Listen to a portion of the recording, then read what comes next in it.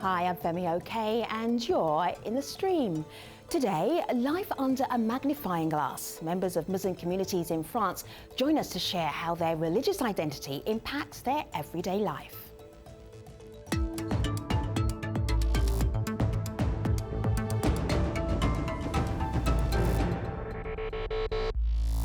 So wouldn't you like to just eavesdrop on some conversations amongst some communities? This is what we're doing today. We're picking the Muslim community in France and we are tapping into what they're talking about amongst themselves after the Paris attacks. Malika, you've been doing that as well online. And one of the things that we are seeing that they're saying is that Muslims in France feel like they're being singled out. And this is particularly in the wake of a series of police raids on predominantly Muslim communities. So they're using the French hashtag #SearchMe to protest what they say is a threat on their civil liberties. Take a look at this tweet out of France. This is Le Bourgeois, who says, soon they will be searching all the halal butcher shops, slightly tongue-in-cheek there. Other people are sharing images of signs on apartment doors like this one. It says, in this apartment, there is one veiled pregnant woman and 3 children. Please knock softly. And there are more stories like this on our webpage at stream.aljazeera.com. So take a look, share your thoughts, and you too could be in the stream. I'm Yasser Louati, the spokesperson for the Collective Against Islamophobia in France, and I'm on the stream. More than 30 recorded anti-Muslim hate incidents have taken place across France since the Paris attacks that left 130 people dead. Islamophobic acts are not a new phenomenon in the country. In the first 9 months of 2015, for instance, the number of reported incidents tripled compared to the previous year. Following the attacks, France's government vowed to dissolve what they're calling radical mosques, while some politicians called for surveillance of Muslim communities. But what does this mean for the majority of Muslims, many of whom feel they are being unfairly targeted? To help us get into this, we're joined by Rim Sarah Alouan, a PhD researcher who specialises in religious freedom for minorities in France. Asif Arif, an attorney working in Paris. Felix Marquardt is co-founder of Youthonomics, a think tank focusing on intergenerational inequalities, and Dunya Ben Alon, spokeswoman for the Muslim Students of France group. Good to have you here, everybody. Dunya, if we go back the last couple of days, so we had the Paris attacks and then what happened immediately afterwards. Tell us one incident that happened to you where you thought this is directly connected to that act of terrorism that happened in Paris just over a week ago. Well, after the Paris attack, I live not that far from where it happened, where it occurred. I could have been there at that time. It could have been my friend. It could have been someone I know. So in our organization, our student organization, and myself, we were all really panicked and overwhelmed with grief and sadness, and we didn't know what was going on actually at that time. So then we learned that there were so-called attackers were connected to ISIS, to the Islamic State, and they were terrorists. And they claimed that they did that on behalf of Islam, okay, by quoting some verses from the Quran and so on. It has been really hard for Muslim community in France, especially for those who, you can see that they belong to Islam because they are wearing a veil like me, especially women. It has been hard because we are always asked to justify ourselves or to take any responsibility or to say they did that, it wasn't on my behalf. So it was the same after Charlie Hebdo attacks and then after the last Friday attacks. Every time the blame is put on Muslim community in general, whereas these people, they only represent themselves. Asif, what's the climate like in France right now as a Muslim?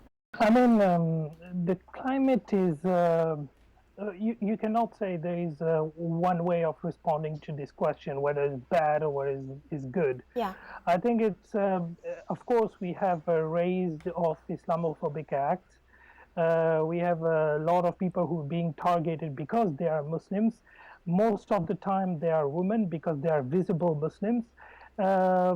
but it can happen. It can also happen to man. You know, man is wearing a beer, and we can tell him in the metro, in the RER, which is the subway station, or which is the transportation system. We can tell them, okay, so he's wearing a beer. He's a Muslim, and he's under a process of radicalization. So there is these type of stereotypes who are currently going on into our society. But at the same time, I mean, you have to see this issue under a French people perspective. And these French people are not, we cannot generalize something and say that every French people like this. Of course, may I just ask, may I just ask you, you're French though, aren't you? Yes, yes. So what French people are you talking about? You're French. I mean, when I'm talking about French people, you made a point there. Yeah. I'm talking about are they different from you? Are they different? Non-Muslims French.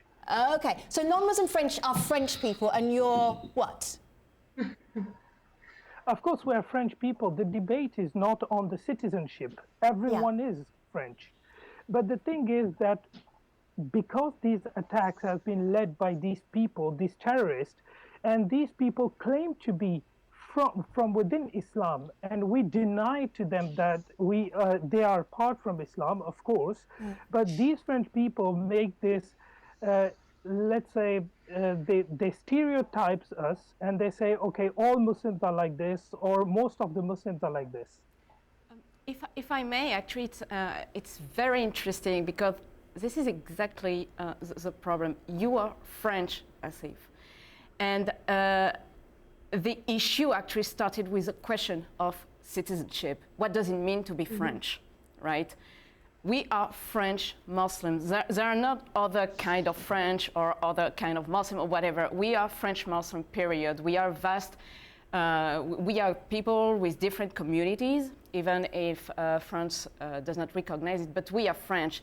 And saying that we are different from the other actually is the starting point of the whole problem, which is a problem of citizenship and of the politics of belonging. Felix?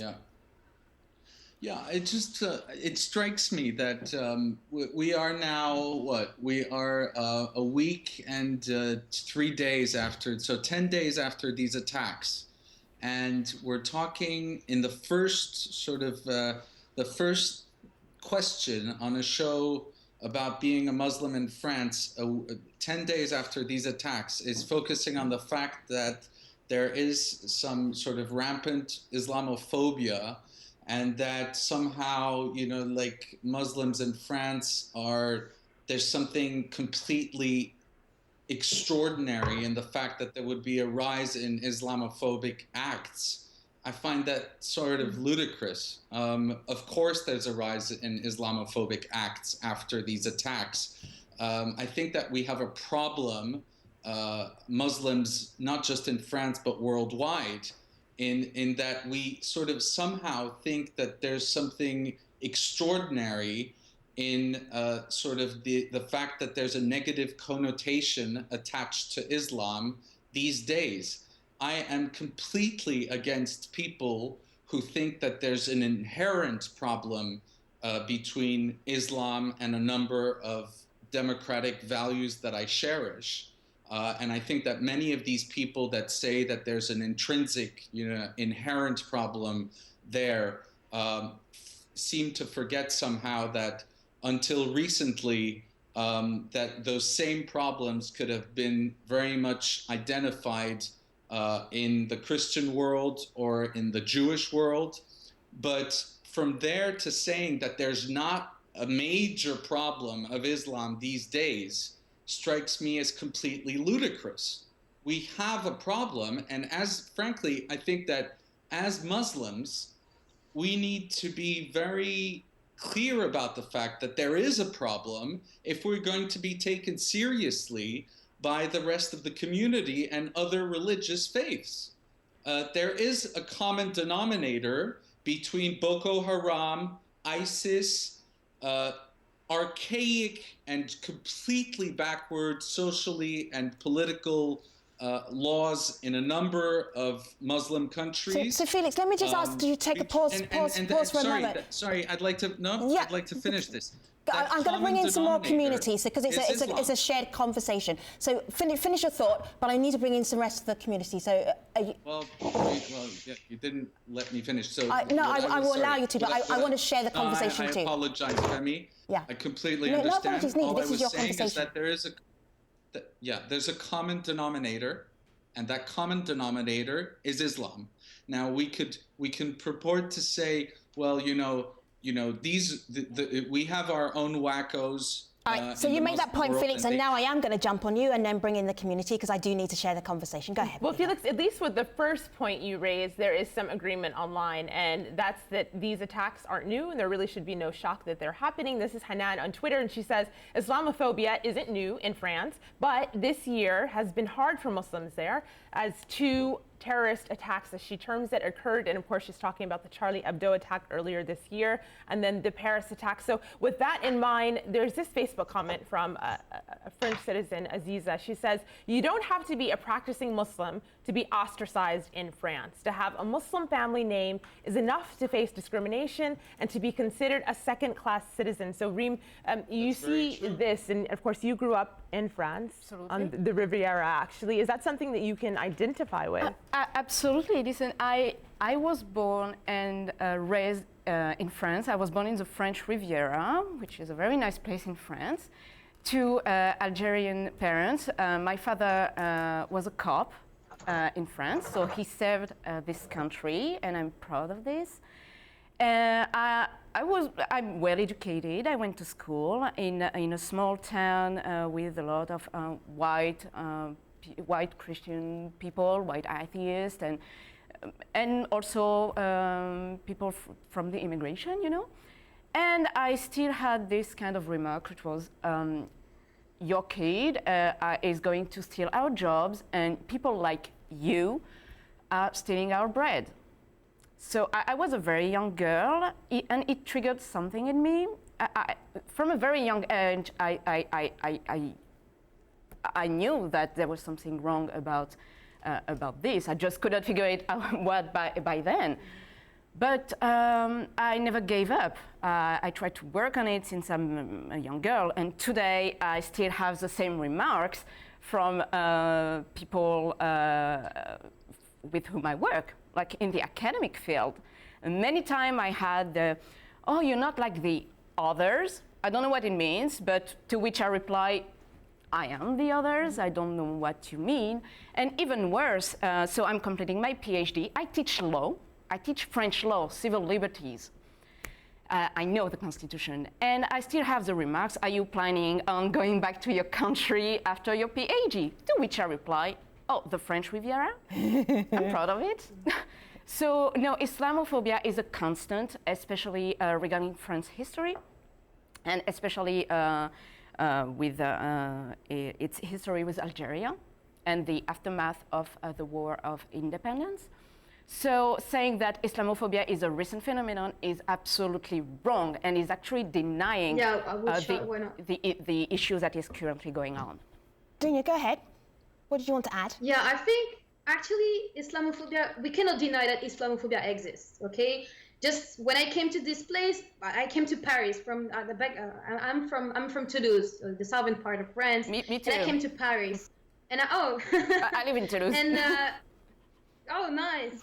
And actually, I can feel. It's not Islamophobia is not always direct. You're not always assaulted or physically attacked by people on subway, on streets because you look different, because you look Muslim, right? It's always, in my personal case, it's much more the way people look at you, especially on streets. They're staring at you. So to be honest, since the attacks, and I was vigilant before, but now I pay much more attention when I'm outside because I'm afraid something may happen. We have not to forget that these attacks, they also target Muslim. They targeted people with no distinction of ethnicity, of race, of gender, of religion, and so on. So Muslim community in France is somehow caught in a vice. between those who deserve, who are, putting the blame on the Muslim community and asking the Muslim community in France to say no, say something, show that you are not like them. So at the same time, there's putting the light on the Muslim community, requiring from them to say you are not like the terrorists. And at the same time, we are, I'm sorry, but we are the French Muslim, we are students, we are part of the society, we are citizens, we are working for our society, for improving our society, our social cohesion, and so on and so on. And at the same time, we are targeted too by those terrorists. Their only religion is the religion of violence, and then we can discuss. I mean, further why these people Dunya, let me just bring in Asif, because Asif has been, I could tell, he wants to add to your conversation. Asif, go ahead, and then Reem, I know you do too. Go ahead, Asif. Thank you for no, it's just that I think I'm totally agreed with what Dunya has just said, but I think this Islamophobia, this is what's it called. It's a phobia which is I think the responsibility of this Islamophobia is shared by multiple factors. The first factor is the fact that media is also creating a kind of social reality which induces some people's mind some fantasy about Islam. So this needs also to be put on the table. Can you give us an example of that, Asif? Because obviously we're not watching a lot of French TV unless you're in France, of course. For example, whenever you have a debate on a veil, it will be you will see that the picture of the covering of the press will not be a normal veiled woman, as you can find out in everyday life in Paris. You will see it's a full veiled woman. And this is not what Islam does represent, and this is not what is a veiled woman within Islam. So basically, we have these kind of fantasy who are producing by media, which induce some Islamophobia. And the other factor to mention, I think, it's the political secularism which is being used not in the favor of Muslims, or let's say. Normally, it should not be political secularism, which is called laïcité in French. Normally, shouldn't put any belief into kind of let's say. Sure. Asif, let me just explain what that is. That phrase you just dropped in there is called la cité, which you can have a look here on my laptop. Thank you, everybody, for correcting my French pronunciation. Merci beaucoup. All right, state secularism and its strict separation of church and state. Sorry, Femi, this actually, if I may, that actually exists everywhere, right? I mean, it exists in many Western countries. The problem is that in France, there's a specific brand of secularism that is thriving and that has thrived over the past century and a half or so.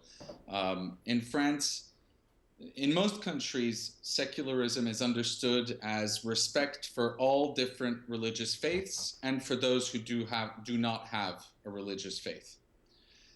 In France, secularism has become, over the years, because of various French parochialisms, has become something that is more like anti-religion. So initially, secular France was against the Catholic Church, and now they have very much focused their attention on Islam. And this came to a ridiculous illustration. A few months ago, there was a girl in France that was kicked out of a school for wearing a dress deemed too Islamic because too long. This is really the crux of the problem in France, and it goes beyond that. The problem is also that France has this brand of secularism has led the French to issue laws that, for instance, forbid people to be counted according to their religious faith or their ethnic background, because the Republic is colorblind, and that it does not look at the faith of its citizens or or their ethnic Felix, background. I'm actually glad that you brought that up, because that's exactly what people online are kind of taking issue with. So this is Aziza on Facebook, and she says, it's that concept of laïcité that favors widespread structural Islamophobia. She says, I'm an academic in one of the top British universities, an opportunity I will never have in France because I wear a headscarf. But then there was a little bit of pushback. There's a little bit of pushback, though. This is Ali Mauritania, who says, laïcité is France's tradition, and it does not cause problems to religious people in France, except for the Muslim community. So is there a sense then that the Muslims are being singled out, and is that an unfair sense? They are being singled out, like these days they are. The fact is that some Christians feel that laïcité has gone too far in any case. So I mean, it's not just the Muslims, but the fact is that Muslims are very much victims to a sort of particularly hysterical brand of secularism, and they have to deal with this on a regular basis. But beyond that, I'll come back to these laws. So you're not allowed in France to count people according to their religious faith. And that on paper sounds, perfectly respectable to me, except that the result of that is that there are no statistics compiled to sort of exactly estimate what the plight of Muslims is in France. And the fact of the matter is that it sucks to be a Muslim in France. Being a Muslim in France means earning less money than the rest of the population. It means having much tougher access to jobs. There's very high discrimination against Muslims in job interviews, and especially for men. It's not so hard for women. It's being a Muslim in France means living in neighborhoods that are usually not as nice as the neighborhoods of the rest of the population. It means that your kids go often to schools here's my thought here. So there is a reality for all of the guests who are all Muslims in France. So now what do you do about that? Well, first thing, let me share a conversation a little bit more. Dunya, actually, I just want to answer to what Felix said. He said that being a Muslim in France means that you come from some so-called poor areas. That's what you meant? I hear that. Like the ghettos, but that's not true. No. Muslim in France, they are fit. You are Muslim. They fit into the French society. I'm not different from someone else. Sorry, hello, Dunya, sorry. Yes. What I'm saying is that very clearly the Muslim population in France is less wealthy than the average population. That's How just could you a count fact. that? I'm part of the Muslim Student Association. We are students from different backgrounds, okay? So you see, Dunya and Felix here are not going to agree, not in the next 2 minutes before the end of the show. Let me take this to the post show. The vast majority of the Muslim population is of immigrant descent from North Africa and sub-Saharan Africa. Yeah, but it doesn't mean that we are from poor backgrounds. So Felix and Dunya, just hold tight to me for a moment. Just hold tight for a moment. Because there was something very specific that I was curious about, because you're building up this picture of what it means and the experiences of some French Muslims. So what do you do about this? There's obviously some areas where you need to work. Actually, first I will just come back to the laïcité thing, because it's connected to my answer. We're right at the end of the show, so make it very brief. Yeah, absolutely. Sure.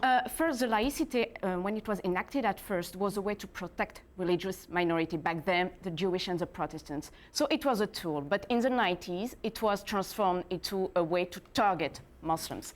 And it has been going on ever since. Second point, what do we do? One of the problems of Muslim communities in France is that they are not organized, and that is sadly a weakness. And if we want to improve the situation of French Muslims, we need to organize ourselves. And my thought is clearly to have an equivalent, for example, of the American Muslim Public Affairs Council that would help the communities to be more organized and to be secular as well, because it is important, and to impact on policies, because that's what we need. So Rim Sarah Alouan, Asif Arif, Felix Makwat and Dunya Ben Al, So much more to talk about.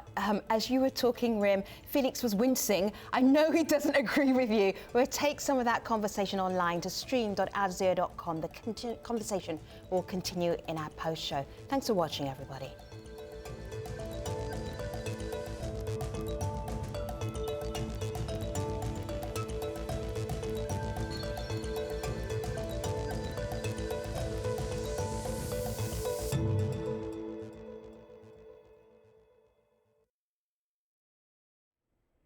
All right, we're continuing to talk about what it means and the experiences of French Muslims. I'm going to start with Malika, though, before we get back at our debate. And where do you want to take us? Well, this is picking up on a point both that Reem Sarah made and a point that Felix made earlier. Felix, you mentioned, of course, that Muslim communities aren't counted, religious communities aren't counted by a government official census. And then you mentioned that communities aren't necessarily working together or need to do a little bit more of that. They need to, of course, I mean, we have wonderful people in those communities, you know, activists, human rights activists, etc. But we don't have a real union. I mean, we have the French Muslim Council, which is sadly absolutely not efficient and controversial on so many levels, especially regarding the connection it has with the government. It was created by Nicolas Sarkozy. But that's clearly one of the weakness. I mean, there is hope for the communities. So I like that you said it's a weakness, though, but I want to pose this question because this is actually something that people are asking. So Asif, I'll give it to you. You heard Reem say that it is one of the weaknesses. This is Shahid on Twitter. He says, do the various French Muslim communities coordinate with each other in response to marginalization? So in your view, Asif, do you think that that's also a weakness, and is that something that could help the situation? I mean, there is so much different school of thoughts, let's say, in France, that it seems to be possible to coordinate some action on a national level. It seems totally possible, actually. But the thing is that I think the unorganization of French Muslim society, let's say, is due to the fact that people do not talk with each other. And everyone wants to have his name on the plate. So I think this is the main issue. And of course, this leads to something very inefficient for Muslim people, because we have always the same people who comes in front.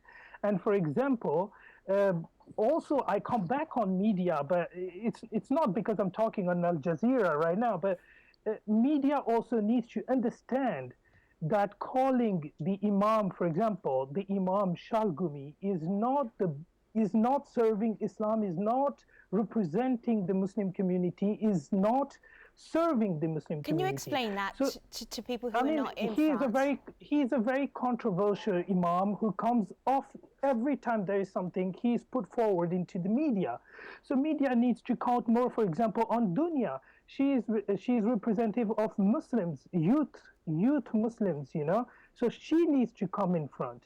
For example, why they are not calling Felix? Felix is representing a movement of reformation or anything. I mean, we need to have some people who are more efficient. Dunya, go ahead. But we don't. I think we have to stop the way of thinking like we need one representative who represents the whole Muslim communities. As you say, Asif, I completely agree. We are different communities with different backgrounds, with different way of practicing, with different school of thoughts. So I'm not really sure if the fact that, you know, I know that Imam Shalgumi is really controversial, but I'm not waiting for someone to represent me and to speak on my behalf. I can speak by myself, and I want to be listened and heard, like, because I'm Muslim, because I'm a student, because I'm French, because I'm young people. So, it's not only because I'm only a Muslim. And I think we have to stop, like, looking for a representative. Because there are several communities, and because there is, yes. The main problem, when you have a lack of representativity in front of medias, media cannot take each individual Muslims to say, okay, I'm agree or I'm not agreed on this topic. See, Asif, let me just bring in some level needs to have someone who represents you. All right, Asif, you made that point. Let me just bring in Rim, because Rim wanted to jump off the back of that too. Go ahead, Rim. Absolutely, 2 points. I understand your frustration, Dunya. I really do, and at some point I also agree with you, but if you want to have an impact on policies, you actually need to be organized. And I actually invite you to check on the American situation. Don't forget that France is by design not a country that made of communities, even if technically speaking it is, because France is not a federal country as well. So take that into account. Are you not afraid of my point being, at some point, communities, and I talk in plural, need to coordinate, at least to be heard by the government, and it's fundamental because indeed, as you said, the media, which I want to say refuse to give refuse to hear the French Muslim. We got more interviews from the British and the American media than we did in France. All right, so Malika now knows I'm on my least favourite subject, which is the media, which comes into every single debate we ever have. So let me just pass on by that and then bring Felix in. Go ahead, Felix. What did you want to add? No, I just find that, at the end of the day, we have the representatives that we deserve. And unfortunately, the fact of the matter is, we're represented by total morons. Charles Goumi, I'm sorry, he's one among a wide range of morons. But the fact of the matter is that the leaders of French Islam are so discredited among the Muslim population in this country that they have no impact whatsoever. Like, it's just, they're not listened to. Can you explain, give me an example why you would call them the leaders of the French Muslims in that way, for those of us who are not following on a day-to-day basis? Sorry, I apologize for cursing. No, it's not a curse. It's just like, you need to tell me, why would you say that about them? Tell us. Well, because essentially they never listen. I tried launching after the Charlie Hebdo attacks. I gathered Muslim leaders from all around the world, ranging from all the way to Malaysia. We had Anwar Ibrahim. We had the Mufti of Tripoli in Lebanon. We had the head of the South African Judicial Muslim Council. We had representatives in the U.S. We had people in Austria. We had Adnan Ibrahim in Vienna. We had people from all over, Tariq Ramadan, you name it. Our initiative to launch a movement, a reformist movement, was welcomed all around the world. We organized an event in Paris, and the response of the Muslim community, of the Muslim leaders in this country, was so muted that not a single one of them even bothered to come. We invited all of them. They said, no, tomorrow I can't come, on that date I can't come. I'm teaching in this place, or I'm traveling to that place, or I have to take my kids home from school. Or there is a total sort of refusal to make any daring, to take any daring stance on the big issues facing our community these days. It's as simple as that. And frankly, I am appalled by the state of Islam, of the community in France, and of the way that we let a few hysterical Wahhabites and Salafists dominate the conversations about Islam on social networks. So what do you make of this, guest? Let me just show you this. This is from Esther, who showed a delegation of imams singing the French national anthem. Have a listen to this and then tell me what you make of this.